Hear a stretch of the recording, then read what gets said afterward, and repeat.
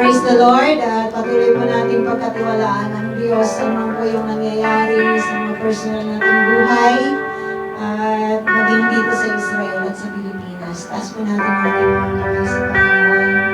O Diyos, kayo po Panginoon na makapangyarihan sa lahat, lumalang ng langit at lupa, umpisa at ang wakas, O Diyos, ay tunay na ina-acknowledge namin ang inyong kapangyarihan, nakikilos at kumikilos sa buhay ng bawat isa, Ama.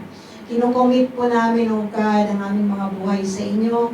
Anuman po, Lord God, ang aming mga pinagdadaanan, alam po namin na kayo ang may mabuti at magandang plano para sa amin. Patuloy na pagpalain nyo nga po ang bawat isa sa bawat aspeto ng buhay ng bawat isa, Ama. At patuloy na turuan niyo po kaming sumunod at ibigin kayo. Wala po kaming question sa inyo pong pag-ibig sa amin dahil patuloy ninyo kaming iniibig walang hanggan na pag-ibig, Panginoon.